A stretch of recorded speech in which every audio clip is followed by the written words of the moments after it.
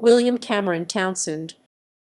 William Cameron Townsend, July 9, 1896, April 23, 1982, was an American Christian missionary linguist who founded Wycliffe Bible Translators and the Summer Institute of Linguistics, now SIL International, both of which emphasized translation of the Bible into minority languages and the development of literacy.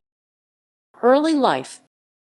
Born in 1896 in Southern California, Townsend graduated from Compton High School and attended Occidental College in Los Angeles, but dropped out to serve for several years as a Bible salesman for the Los Angeles Bible House. Work in Guatemala. Under the auspices of the Los Angeles Bible House, he sailed to Guatemala in 1917 to sell Spanish Bibles near Antigua. After 2 years, he joined the Central American Mission CAM, an evangelical Christian mission founded by some of the 19th century's more prominent Protestant revivalists who had agreed to divide their mission work in Central America. CAM taught that Jesus Christ's millennial kingdom of peace would come after the second coming of Christ, and viewed their mission as necessary to fulfill Christ's Great Commission to carry his message to the ends of the earth. Acts 1:8. Unlike his predecessors, Townsend did not deem social reform as a wasted effort. He was also concerned that CAM Christian message, spread exclusively in Spanish, could not reach the monolingual majority of the indigenous population. Townsend settled in a Catholic community on the coast called Santa Catarina, and over the next 14 years learned the language to the point where he could translate the Bible. He also founded the Robinson Bible Institute, which, with financial backing from U.S. sources, built a center for the indigenous community that included a school, medical clinics supplied with effective Western treatments for prevalent parasites like hookworm, an electrical generator, a coffee processing plant, and an agricultural supply store. During these years, Townsend's concern for the impoverished and excluded condition of the Latin American Indians grew, and he became convinced that the missionary practices he observed did not address the needs of indigenous people groups effectively and did not take into account their diverse languages and cultures. Search for solutions. As Townsend sought the root causes of indigenous poverty and marginalization, he found them first in the mixed-race Ladino middlemen who acted as the sole economic and social portal to the broader regional and national society for mainly monolingual indigenous communities, and who were closely associated with a folk Catholic religion that was quite distinct from Orthodox Catholicism. These elites had a vested interest in maintaining the economic and social status quo and therefore had no desire to improve the Indians' economic situation, educational level, or degree of bilingualism. Secondly, Townsend, while valuing indigenous languages and cultures as divine creations, also believed that not all aspects of human culture were positive, including some of those found within Mesoamerican indigenous societies. Within them, he found various types of oppression, some of which were similar to those the dominant Spanish culture imposed. Numerous saints required many days of festivals laden with the obligatory purchases and excessive consumption of food and alcohol, much of which needed to be purchased from the Ladino middlemen. Modern healthcare was not available in most communities, which were served only by spiritualist curers who required payment but often provided ineffective care. Townsend thus viewed the Maya who surrounded him as trapped from both within and without, and he searched for an exit strategy, a way to liberate them from the forces holding them back. Problems to address. Townsend viewed true conversion to Christ as the ultimate way out for indigenous peoples, but he had to first confront the question of why the current Protestant missions did not attract. The primary answer he found was that the illiterate monolinguals had no access to Scripture. Many Indians could not read, and even those who could did not have the Bible in a language they could understand. Although heterodox syncretism was the norm in indigenous communities, the Catholic clergy refused Bible translation, fearing negative exegesis. The Protestant missions concentrated on Spanish-speaking Ladino overseers as converts instead of on the speakers of minority indigenous languages. According to Colby and Dennett, a less than objective and not very reliable source, Townsend's Siam superiors also showed signs of unease that he had adopted indigenous cultural practices, clothing, and language. In the end, Townsend developed a philosophy of mission that sought to produce indigenous-run, self-sufficient, Bible-based Christian congregations. He believed that if this goal were achieved, it could also contribute to a positive restructuring of cultural institutions that could lead to a more just society.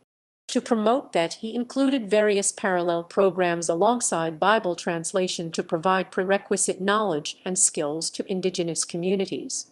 One very important step toward this goal was the development of groups of indigenous people who were literate first in their own language and later in Spanish as well, and to help them produce a translation of at least the New Testament and key parts of the Old Testament in their native tongue.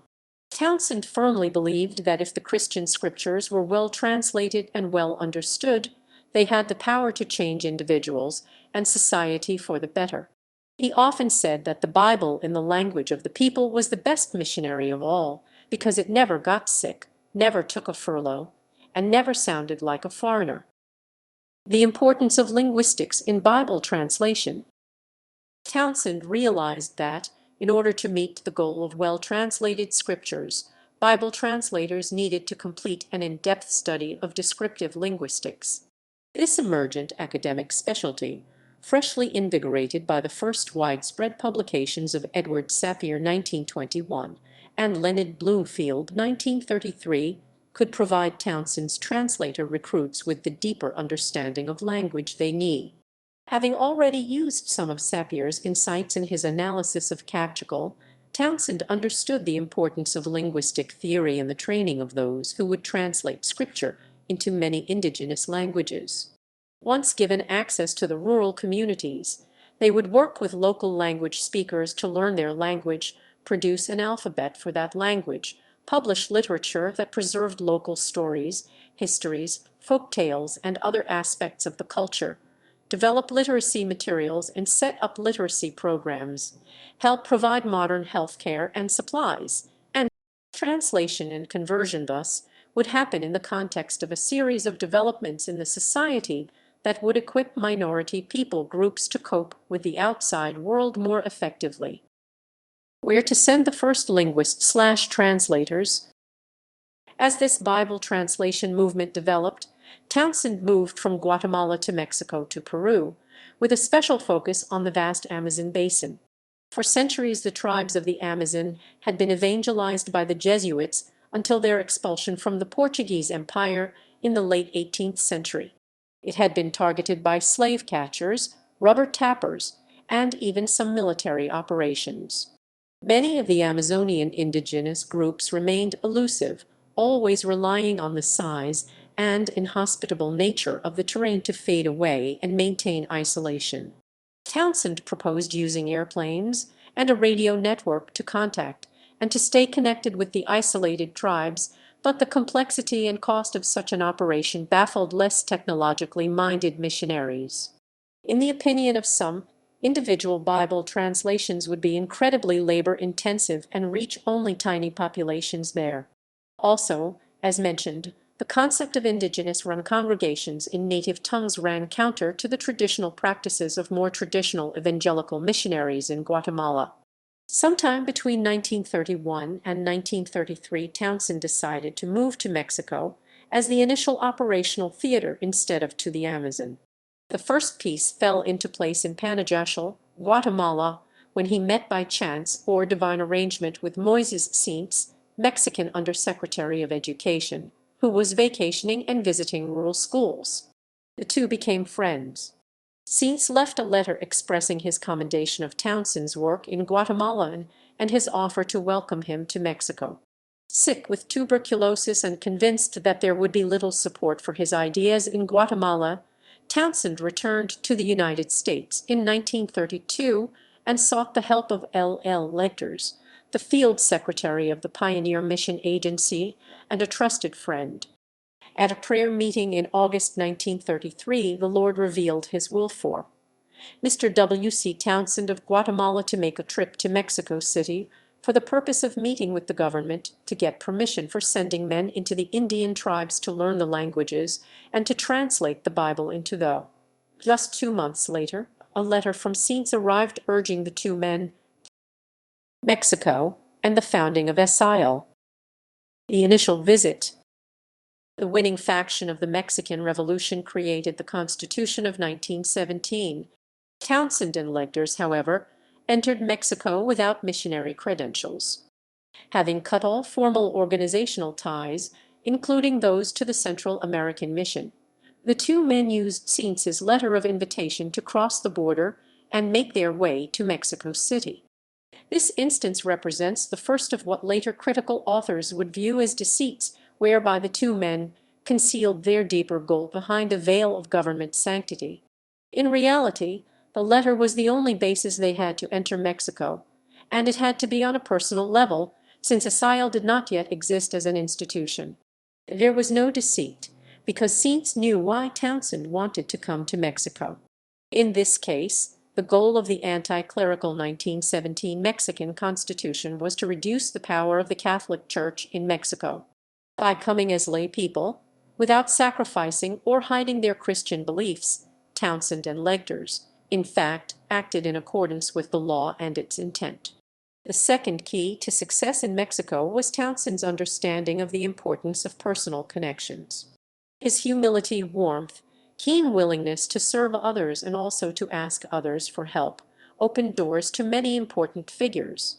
During the first trip, Townsend and Legters made contact with some friendly Americans and also Mexican officials in venues ranging from dinner parties to embassy lounges and while touring rural schools. Key among these was Rafael Ramirez, Director of Rural Education in the Ministry of Public Education (SCP). Some critics have claimed that, cautious of rejection, Townsend only indirectly and subtly referenced the subjects of religion and Bible translation in his conversations, and thus left the officials enough room for plausible deniability. It is true that in legal documents signed between SIL and governments the translation of the Bible was sometimes officially stated somewhat indirectly as in the translation of literary works of high moral value. But Townsend and others inside the Bible translation movement state that the officials signing the documents always knew exactly what that meant, so there was no deceit involved.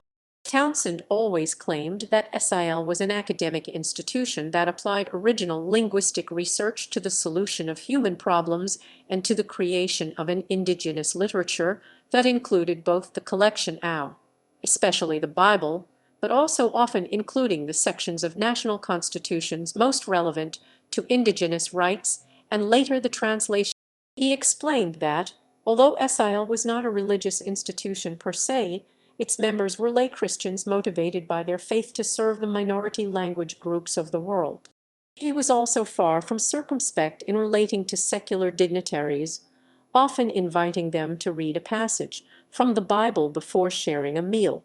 As just one example, after being invited to Chapultepec Castle by Mexican President Lázaro Cárdenas for a dinner to honor him and his newly arrived linguists, Townsend reported saying to the president, "I told him that our young people believed the Bible from cover to cover.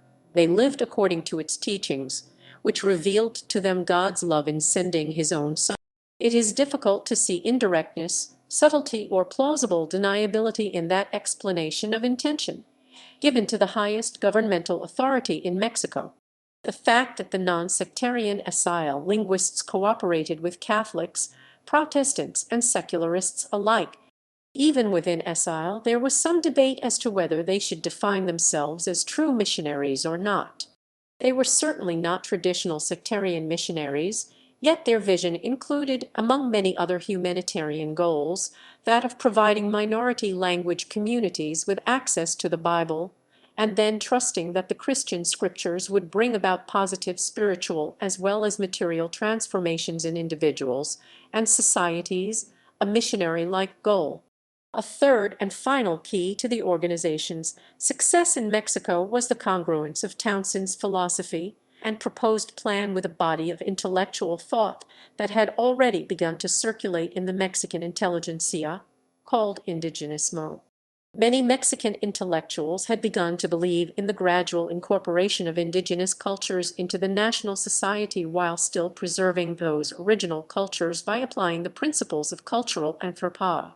Advances in these fields of study would lead to more effective and respectful systems of cultural and linguistic integration, particularly through the use of bilingual education rather than the imposition of Spanish on minorities. The goals included the eventual incorporation of indigenous cultures within the national one, while still preserving cultural diversity.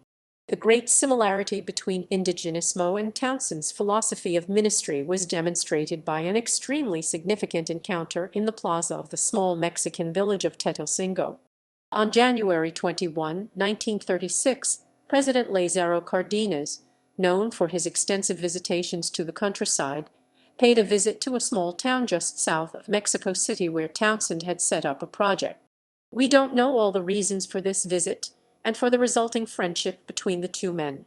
Both men shared a singular concern for the well-being of the indigenous people of Mexico. Townsend's program, which combined linguistic research, practical help, and spiritual guidance, perhaps meshed well with Cardenas' general preoccupation with educating indigenous people. Regardless of the possible reasons for the visit, the result was a deep and lasting friendship. Cardenas was the best man at Townsend's wedding, and a ringing written endorsement of Townsend's work from Mexico's revered president. The events of the previous 20 years of Townsend's life came to fruition at that meeting, which solidified the welcome his linguists received in Mexico for many years to come. Townsend and Legders had opened Camp Wycliffe in Arkansas in the summer of 1934. Named for John Wycliffe, who was responsible for the first complete English translation of the Bible. The camp was designed to train young people in basic linguistics and translation methods. That first year, only 2 students enrolled. The following year, after a training session with 5 men in attendance, including Kenneth Pike, who would become a lifelong friend and prominent academic linguist, Townsend took his students to Mexico to begin field work. Despite the warm welcome afforded the translators in Mexico, Townsend still dreamed of expanding the work into the Amazon and beyond. From this small beginning has grown the worldwide ministry of the Summer Institute of Linguistics, now called simply SIL International, Wycliffe Bible Translators WBT, and the technical and logistics partner of SIL known as JARS. Peru. Kenneth Pike was the first SIL representative to visit Peru in late 1943.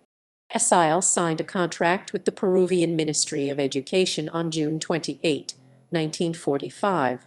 Colby and Dennett, in a book based heavily on imaginative speculation and their own ideological assumptions, claim that in Peru and later expansions, Townsend found his mission tailor-made to the needs of U.S. policymakers. American missionaries had always accompanied American businesses abroad, but the political climate in post-war Latin, however, as far as anyone has been able to discover, Townsend did not think at all in the way described by Colby and Dennett. His consuming focus was on serving God and minority language groups by means of education, applied linguistics, and Bible translation. His interest in economics grew out of that and was directed almost exclusively at the local and regional levels. In Peru, he hoped that literacy, general education, and technical training combined with the moral and ethical values taught in the Bible would help free minority language speakers from their dependence on outside middlemen, especially the jungle patrons who exploited the labor and land resources of the Amazonian peoples.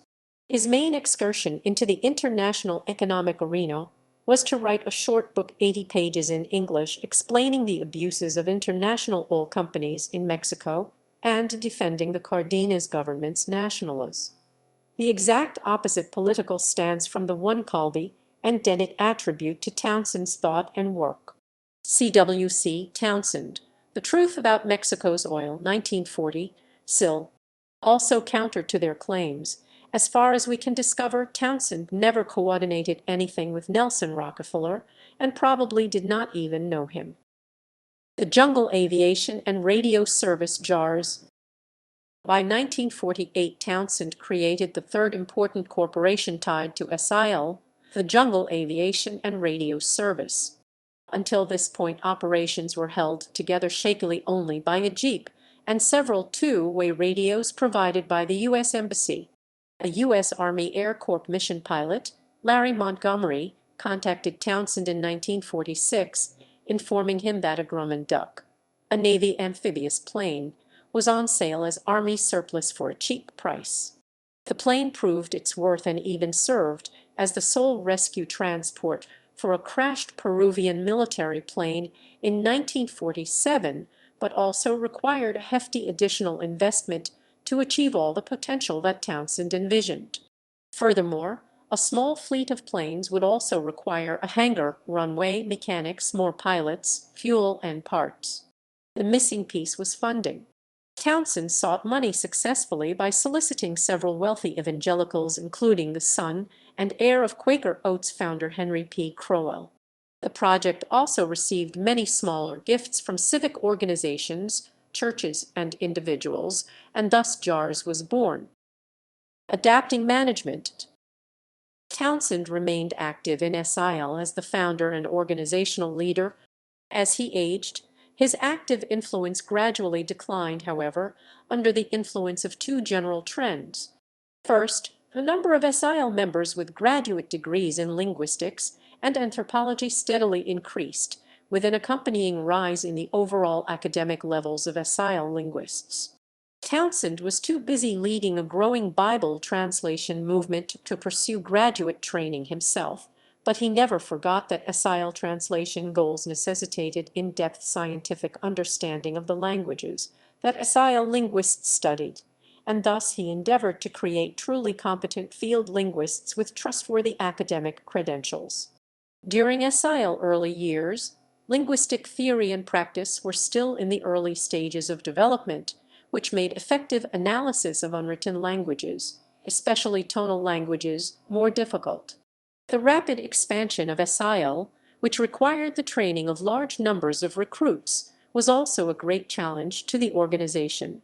Fortunately, very early in its history, SIL was greatly helped by two gifted linguists, Kenneth Pike and Eugene Needle. They made significant contributions in the fields of linguistics, translation theory, and even anthropology. Most importantly for SIL, they trained many generations of young SIL linguists, first at the University of Oklahoma and later at many other universities around the world.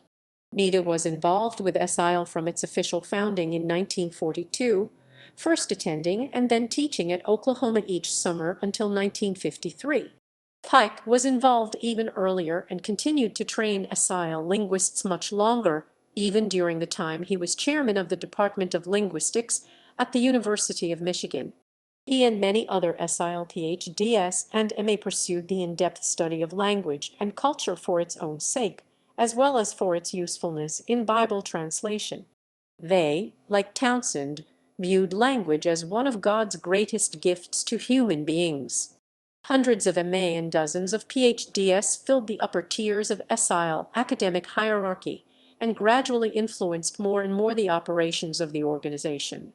Second, a controversy, composed of two separate but related components, engulfed SIL between approximately 1971 and 1981.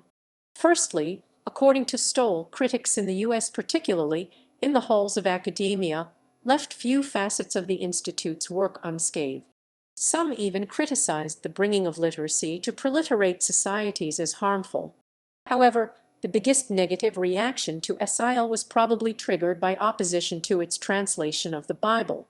How could an academic organization justify translating a religious book for often proliferate people groups who had their own traditional religions? SIL response was that it was just making the Bible accessible to anyone who might want to read it. Secondly, during the same period, many foreign governments were criticized by politically motivated factions for cooperating so closely with SIL.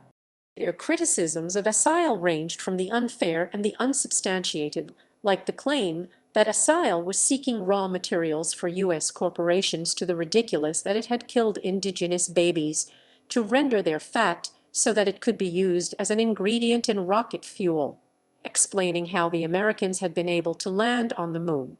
The campaign was part of the Cold War struggle between the U.S. and the former Soviet Union, with SIL viewed as a symbol of the U.S. However, the charges caused governments to argue internally over whether to continue supporting SIL with state contracts and, in at least one case, whether to allow the SIL presence to continue within its borders. Ecuador, for example, chose to end its official ties with SIL. In Peru, the government, after an in-depth investigation of SIL, not only rescinded an order it had given for SIL to leave the country, but actually renewed and expanded its original contract for 10 additional years. In 1981, Peru's president, Fernando Belaúnde, gave William Cameron Townsend the highest award that a foreigner can receive from Peru, the most advanced level of the Order of the Sun El Orden del Sol, in honor of his and SIL service on behalf of Peru's minority language groups. It was an affirming conclusion that came near the end of the life of an itinerant Bible salesman who lived to become the friend of presidents and the main catalyst for the largest Bible translation movement in history. He continued to serve as an advisor to SIL leaders and others until his death 1 year later, at age 85.